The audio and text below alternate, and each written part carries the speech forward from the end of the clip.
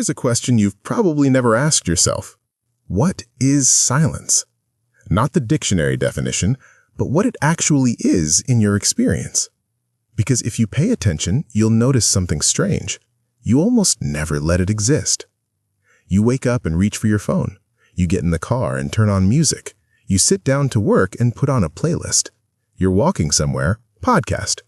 Cooking dinner, TV in the background. Lying in bed, scrolling. Even when you're alone, you're rarely in silence.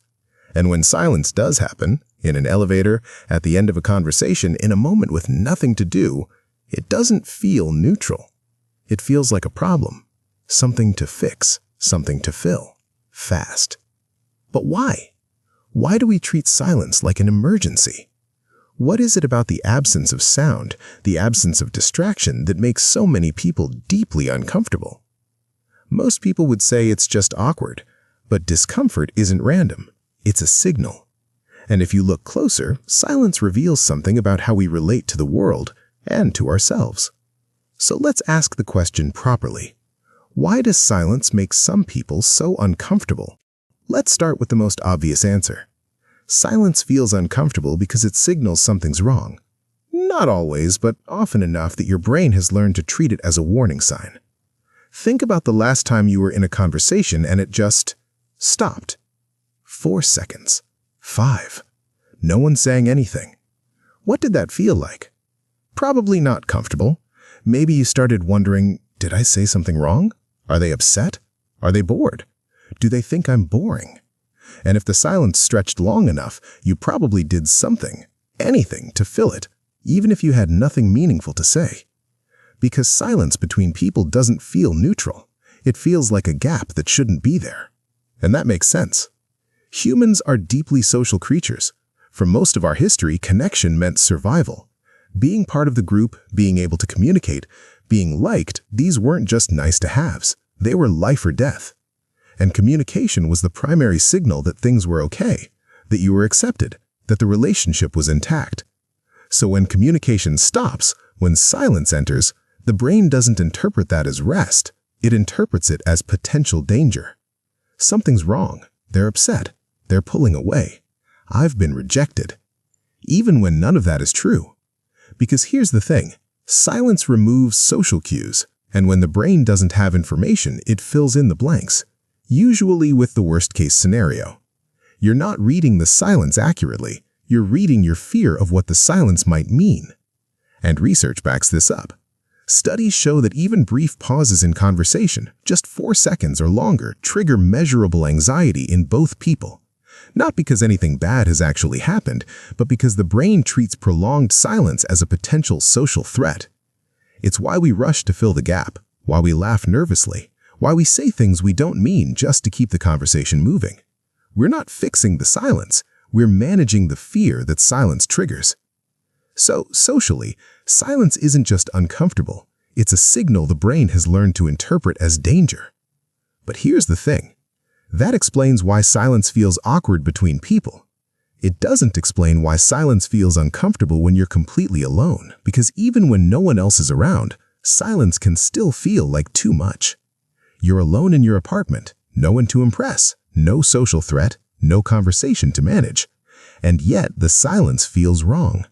So you turn on the TV, not because you're watching it, it's just background noise.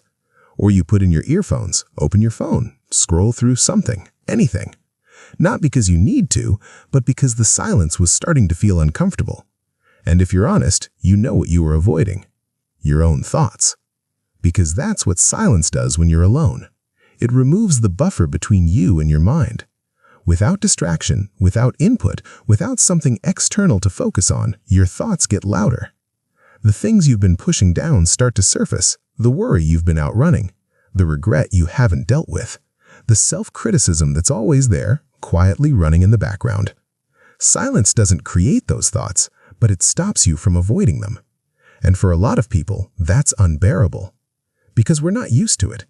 Most of us spend our entire day in a state of continuous partial attention, always engaged with something, always consuming something, always doing something. Email, messages, meetings, content, noise. We've built lives where silence is optional, where being alone with our thoughts is something we can postpone indefinitely, until we can't. And when silence finally arrives, when the distractions run out, we don't know how to be with ourselves. It's not that your thoughts are necessarily bad, it's that you're not used to the experience of sitting with them unfiltered, without something else to focus on. And that unfamiliarity feels like discomfort. So we avoid it. We reach for our phones not because we're expecting a message, but because the silence was starting to feel like too much. We put on music not because we want to listen, but because the quiet was getting uncomfortable. We keep the TV on while we fall asleep, not for entertainment, but for emotional regulation. We're not just filling silence, we're avoiding what silence reveals. And here's the strange part. We know this. There was a study where researchers asked people to sit alone in a room with their thoughts for 15 minutes. No phone, no book, no distraction, just them and silence. And a significant number of people, when given the option, chose to give themselves mild electric shocks rather than sit with their own mind. Not because they were bored, but because being alone with their thoughts with no escape felt harder than physical discomfort. That's not a flaw. That's just what happens when you spend your entire life avoiding silence. You forget how to be with yourself. So silence becomes something to fix, something to cover, something to escape. Not because it's inherently uncomfortable, but because it forces you into an experience you've been trained to avoid, being fully present with your own internal world. And yet, that still doesn't explain everything. Because if discomfort with silence were purely social or purely internal, you'd expect it to vary wildly from person to person. But it doesn't. It's remarkably consistent, almost universal. And that's because there's a third layer. Because the discomfort with silence isn't just biological, and it's not just personal, it's cultural. We've been taught subtly, consistently from childhood that silence is awkward and that good social behavior means filling it. Think about how we talk to quiet children. Why are you so quiet? Don't just sit there, say something. Cat got your tongue? The message is clear. Silence is a problem. Speaking is better. Being quiet means something's wrong with you. And it doesn't stop in childhood. As adults, we reinforce the same idea constantly. Good hosts keep the conversation flowing. Good friends don't let things get awkward. Good conversationalists know how to fill the gaps. Silence in a social setting is treated as a failure, someone's responsibility to fix. And we absorb that deeply. So when silence happens, we don't just feel uncomfortable, we feel responsible, like we've failed at something basic. But it's not just social conditioning, it's everywhere. Turn on the TV, watch a movie, listen to a podcast. Notice how little silence there actually is. Every gap is filled with music, with dialogue, with sound effects, with something. Silence is edited out, treated as dead air, as something that needs to be covered. We're surrounded by constant stimulation, constant noise, constant input, and we've come to expect it. So when silence happens, it doesn't just feel uncomfortable, it feels wrong, like something's missing. And here's the thing, this isn't universal. Not all cultures treat silence this way. In some East Asian cultures, silence in conversation isn't awkward, it's respectful, a space for thought, a sign of depth, not discomfort. In certain Nordic cultures, silence is comfortable, expected even. No one rushes to fill it because no one assumes it needs filling. In many indigenous cultures, silence carries meaning. It's not empty space, it's presence, listening, connection. The fact that silence discomfort varies so much across cultures tells you something important. It's not hardwired, it's learned. We've been conditioned to be uncomfortable with it, and the more we avoid it, the more uncomfortable it becomes. Which brings us to now. Because if silence was uncomfortable before, modern life has made it nearly unbearable. We have infinite tools to avoid it. Streaming, social media, notifications, always-on communication. Silence has become optional, and most of us have opted out. You can go days, weeks without experiencing real silence, and the less you experience it, the stranger it feels. It's a self-reinforcing cycle. You avoid silence because it's uncomfortable, and it's uncomfortable because you avoid it. So the discomfort isn't just social, it's not just internal, it's cultural, learned, reinforced, amplified. We've built a world where silence is treated as a problem, and we've internalized that so deeply we don't even question it anymore. But maybe we should. So here's what we're left with. Silence makes people uncomfortable for 3 overlapping reasons. Socially, we've learned to read it as a threat, a signal that something's wrong, that connection has broken down. Internally, it removes the buffer we've built between ourselves and our own minds and forces us into an awareness we're not used to.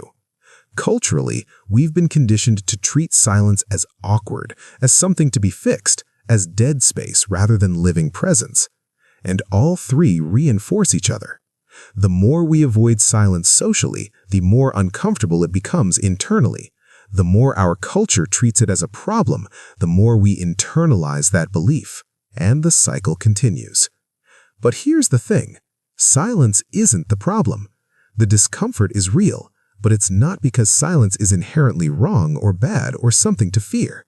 It's because we've forgotten how to be with it. Socially, maybe the silence isn't awkward. Maybe you're not used to letting conversation breathe. Maybe it's okay for there to be space between words. Internally, maybe silence isn't something to escape. Maybe it's not a void to fill, but a place where you actually meet yourself, unfiltered, without distraction. Culturally, maybe the real discomfort isn't the silence. Maybe it's the relentless pressure to fill every moment, to always be on, to treat stillness as failure. You don't have to love silence. You don't have to seek it out or make it a practice, but you can stop treating it like an emergency. You can notice when you're filling it out of habit, not need. You can ask yourself, what am I avoiding when I rush to cover the quiet? Because here's the truth most people don't say. Silence isn't empty. It's full. Full of presence, full of awareness, full of everything you're usually too distracted to notice.